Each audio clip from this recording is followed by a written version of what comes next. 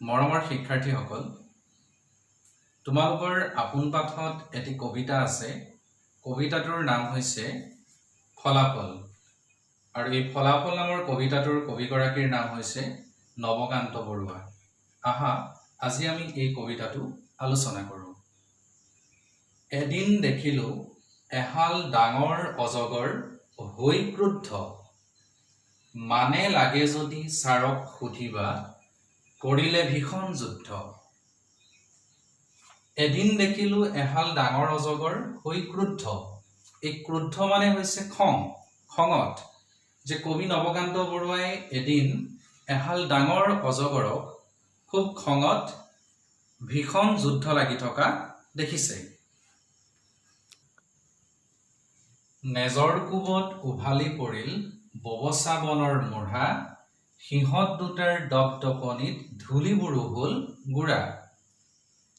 অজগৰ সাপ দুটাই কাজিয়া লাগিছিল, ভীষণ যুদ্ধ লাগিছিল। এই যুদ্ধ লাগি থাকোঁতে কি হ'ল, সিহঁত দুটাই ইটোৱে সিটোক নেজেৰে কোবালে। এনেকৈ নেজেৰে কোবোৱাৰ ফলত কি হ'ল, ববচা বনৰ মূঢ়া উভাল খাই পৰিল। এই যে কিতাপখনৰ কবিতাটোৰ যি ছবিখন আছে, এই ছবিখন যদি ভালকৈ মন কৰা তোমালোকে দেখিবা, এইবোৰ হৈছে ববচা বন। এই সাপ দুটাই, অজগৰ সাপ দুটাই কাজিয়া লগাৰ ফলত কি হৈছে, সিহঁতে নেজেৰে ইটোৱে সিটোক কোবোৱাৰ ফলত এই ববচা বনবোৰ উভাল খাই পৰিছে।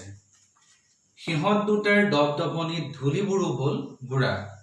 সিহঁত দুটাই ইমান ডাঙৰকৈ যুদ্ধ কৰিছে, দপদপাই আছে, যাৰ ফলত কি হ'ল, তাত থকা ধূলিবোৰ গুড়া হৈ পৰিছে, গুড়ি হৈ পৰিছে। সাদিন ওলাই বেলি মাৰ গ'ল, সাদিন ওলালে জোন, সিহঁতৰ ৰং শেষকে নহয় নিজিকে নেহাৰেচোন। সাদিন ওলাই বেলি মাৰ গ'ল, যে 7 দিন বেলি ওলাই মাৰ গ'ল, 7 দিন জোন ওলালে, অৰ্থাৎ 7 দিন 7 ৰাতি পাৰ হৈ গ'ল। সিহঁতৰ ৰং শেষকে নহয় নিজিকে নেহাৰেচোন। 7 দিন 7 ৰাতি পাৰ হৈ যোৱাৰ পিছতো অজগৰ সাপ দুটাৰ কিন্তু যুদ্ধৰ অন্ত নপৰিল। দুয়োডাল নেজ দুয়োটাই খালে, লাহে লাহে পেট পালে, কাৰ পেটটোনো কোনে আগে খালে সেইটো নাজানো হ'লে। তোমালোকে ছবিখনলৈ চোৱাচোন, মই যে দেখাই আছো এই ছবিখনলৈ চোৱা। দুয়োডাল নেজ দুয়োটাই খালে। এই সাপটো যদি চোৱা, এই সাপটোৰ মূৰটো এইটো আৰু এই সাপটোৰ মূৰটো এইটো। এই সাপটোৱে এই সাপটোৰ নেজডাল খাইছে আৰু এইটো সাপে এইটো সাপৰ নেজডাল খাইছে। দুয়োডাল নেজ দুয়োটাই খালে। এনেকৈ খাই খাই গৈ গৈ দুয়োটাই কি হ'ল, লাহে লাহে পেট পালেগৈ। কাৰ পেটটোনো কোনে আগে খালে সেইটো নাজানো হ'লে। যে নেজডাল খোৱাৰ পিছত লাহে লাহে গৈ দুয়োটাই পেট পালেগৈ, কিন্তু কবিয়ে এইটো নাজানো বুলি কৈছে যে কোনটো সাপৰ পেট কোনটোৱে আগতে খালে, সেইটো কিন্তু কবিয়ে হ'লে নাজানে।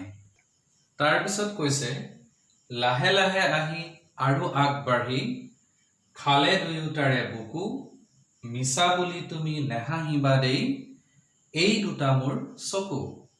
এনেকৈ দুয়োটা সাপে নেজৰ পৰা আহি পেট পালে, পেটৰ পৰা লাহে লাহে আহি ক'ত পালেহি, বুকু পালেহি। এনেকৈ আহি আহি দুয়োটাৰে বুকু খালে। এই কথাবোৰ তুমি কিন্তু মিছা বুলি হাঁহি নিদিবা। কবিয়ে কৈছে যে নেজৰ পৰা আহি সাপ দুটাই পেট পালেহি, পেটৰ পৰা আহি আহি লাহে লাহে দুয়োটাৰ বুকু খালে। এই কথাবোৰ কিন্তু তোমালোকে মিছা বুলি হাঁহি নিদিবা, কাৰণ মোৰ চকু দুটাৰে, অৰ্থাৎ কবিয়ে কৈছে, কবিয়ে নিজৰ চকু দুটাৰে এই ভীষণ যুদ্ধখন দেখি আছিল।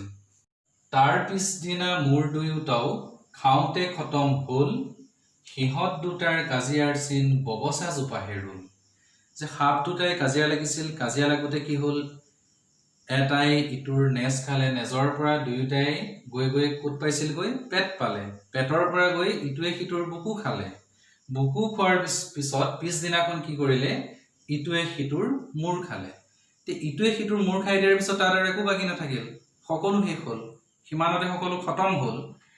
এতিয়া সিহঁত দুটাই যে কাজিয়া লাগিছিল, সেই কাজিয়াখনৰ চিন হিচাপে কি ৰ'ল বাৰু? সেই কাজিয়াৰ চিন হিচাপে এই যে আমি ববচা বন পাইছিলো, সকলো শেষ হৈ গ'ল, কিন্তু সিহঁত দুটাৰ কাজিয়াৰ চিন স্বৰূপে ববচা জোপা সাক্ষী হৈ ৰ'ল। মোৰ কথা যদি পতিয়ন নাহে, আহিবা এদিন বাৰু, সিহঁতে উভলা ববচা জোপাকে আনি দেখুৱাব পাৰোঁ। কবিয়ে কৈছে যে মই ইমানখিনি কথা যে তোমালোকক ক'লো, অজগৰ সাপ দুটাৰ কাজিয়াৰ কথা, ইটোৱে সিটোৰ নেজৰ পৰা গৈ গৈ ক্ৰমান্বয়ে গৈ গৈ পেটৰ পৰা গৈ গৈ বুকু খালে, আৰু বুকু খাই শেষ কৰাৰ পিছত ইটোৱে সিটোৰ মূৰ খালে। আৰু এই যে কথাবোৰ মই কৈ আছো, এই কথাবোৰ যদি তোমালোকে বিশ্বাস নকৰা, ইয়াত এটা শব্দ আছে পতিয়ন। পতিয়ন মানে হৈছে বিশ্বাস। যদি তোমালোকে বিশ্বাস নকৰা, তেতিয়াহ'লে তোমালোকে এদিন আহিবা, সিহঁতে উভলা ববচা জোপাকে আনি দেখুৱাব পাৰোঁ। আৰু যদি তোমালোক আহা, মোৰ কথাবোৰ বিশ্বাস নকৰি যদি তোমালোক আহা, তেতিয়াহ'লে মই তোমালোকক সিহঁতে উভলা মানে সিহঁত দুটাৰ কাজিয়াৰ ফলত যে উভাল খাই পৰিছিল ববচা বনজোপা, সেই ববচা জোপাকে মই তোমালোকক আনি দেখুৱাব পাৰোঁ। শিক্ষাৰ্থীসকল, ইমানতে আমাৰ এই ফলাফল নামৰ কবিতাটোৰ আলোচনা শেষ হৈছে। তোমালোকে এই কবিতাটো মই বুজাই দিয়াৰ পিছত কি ধৰিব পাৰিছা বাৰু কথাবোৰ? এইটো হৈছে তোমালোকে পঢ়ি আনন্দ পাব পৰা, তোমালোকে পঢ়ি মনতে ফূৰ্তি পাব পৰা এটা খুব ভাল কবিতা।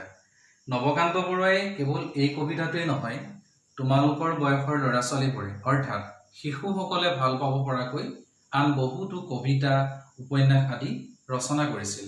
আৰু সেইসমূহ ৰচনা কৰি নৱকান্ত বৰুৱাই অসমীয়া সাহিত্যৰ ভঁৰাল চহকী কৰি থৈ গৈছিল। এতিয়া এই ফলাফল নামৰ কবিতাটোলৈ যদি মন কৰা, এটা কথা ধৰিব পাৰিবা যে কবি নৱকান্ত বৰুৱাই কবিতাটোৰ জৰিয়তে ধেমালিৰ চলেৰে কিন্তু এটা বৰ ভাল শিক্ষা দিব বিচাৰিছে। চোৱা, শিক্ষাটো হৈছে এনেকুৱা যে কাজিয়াৰ ফল সদায় বেয়াই হয়। এতিয়া অজগৰ সাপ দুটাই কাজিয়াত লিপ্ত হোৱাৰ ফলতনো কি হ'ল? ফলাফলটো কি পালে? কবিতাটোৰ নাম হৈছে ফলাফল। আৰু আমি যদি কবিতাটোৰ শিৰোনামটোলৈ মন কৰোঁ, আমি একেবাৰে কবিতাটো পঢ়ি বুজি উঠি গম পাম যে কবিতাটোৰ ই ফলাফল যিটো নামকৰণ কৰিছে, ই কিন্তু সাৰ্থক হৈছে। এতিয়া অজগৰ সাপ দুটাই কাজিয়াত লিপ্ত হোৱাৰ ফলত কি হ'ল? যে দুয়োটা সাপৰে মৰণ মিলিল।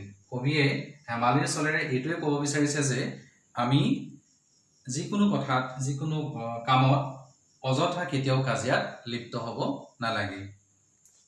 এতিয়া আমি নৱকান্ত বৰুৱাৰ বিষয়ে দুই এটা কথা জানি থ'ব লাগিব। তোমালোকৰ কবিতাটোৰ পিছত এই নৱকান্ত বৰুৱাৰ বিষয়ে অৰ্থাৎ কবি পৰিচয়টো খুব ধুনীয়াকৈ লিখা আছে। তোমালোকে সেই কবি পৰিচয়টো খুব ধুনীয়াকৈ ঘৰৰ বহীত লিখিবা, লিখি তোমালোকে মুখস্থ কৰিবা। এই নৱকান্ত বৰুৱা নামৰ কবিজনৰ জন্ম হৈছিল 1926 চনৰ 26 ডিচেম্বৰত গুৱাহাটীত। তেওঁৰ গুৱাহাটীত জন্মহে হৈছিল, কিন্তু ডাঙৰ দীঘল হৈছিল নগাঁৱত। আৰু নগাঁৱতেই নগাঁও চৰকাৰী উচ্চ মাধ্যমিক বিদ্যালয়ৰ পৰা প্ৰৱেশিকা পৰীক্ষাত উত্তীৰ্ণ হৈছিল। তাৰ পিছত শান্তি নিকেতনৰ বিশ্বভাৰতীৰ পৰা তেওঁ ইংৰাজী বিষয়ত অনাৰ্ছ লৈ BA আৰু আলিগড় মুছলিম বিশ্ববিদ্যালয়ৰ পৰা ইংৰাজীত MA ডিগ্ৰী লাভ কৰে। মই অলপ আগত তোমালোকক কৈছিলোঁ যে নৱকান্ত বৰুৱাই তোমালোকৰ নিচিনা ল'ৰা ছোৱালীৰ উপযোগী হোৱাকৈ অৰ্থাৎ শিশুসকলৰ কাৰণে বিভিন্ন ধৰণৰ সাহিত্য ৰচনা কৰি থৈ গৈছে।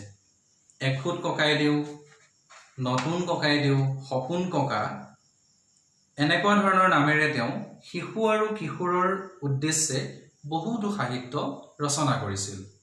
শিশু উপন্যাসৰ ভিতৰত শিয়ালি পালেগৈ ৰতনপুৰ, আখৰৰ জখলা, কাহিনীত আছিল ভট উকাৰে ভূ, গীতিনাট্য আৰু নাটিকাৰ ভিতৰত মই টুনিয়ে টুনটুনালো, গোলাপ আৰু বেলি ফুল, মনত পৰা শব্দ, কেৰেলোৱাৰ ৰেল, কাগজ কলমৰ ৰং, আৰু তেওঁৰ কবিতা সংকলন আছিল উমলা ঘৰৰ পুথি। আৰু ৰামায়ণ আৰু উপনিষদৰ কাহিনীৰ ওপৰতো নৱকান্ত বৰুৱাই তোমালোকৰ উপযোগীকৈ অৰ্থাৎ শিশুসকলৰ উপযোগীকৈ লিখিছিল কিশোৰ ৰামায়ণ, কিশোৰ উপনিষদ আদি। তোমালোকে নৱকান্ত বৰুৱাৰ যিটো কবি পৰিচয় কিতাপত লিখা আছে, এইটো ঘৰত বহীত খুব ধুনীয়াকৈ লিখিবা আৰু লিখি মুখস্থ কৰিবা। আজিলৈ আমি ইমানতে এই ফলাফল নামৰ কবিতাটোৰ আলোচনা শেষ কৰাৰ লগতে নৱকান্ত বৰুৱাৰ বিষয়েও আমি যি আলোচনা কৰিলোঁ, সেই আলোচনা সামৰণি মাৰিছোঁ। ইয়াৰ পিছৰ ক্লাছত মই তোমালোকক এই ফলাফল নামৰ কবিতাটোৰ যিখিনি প্ৰশ্ন দিয়া আছে, সেই প্ৰশ্নখিনি আলোচনা কৰিম। ধন্যবাদ।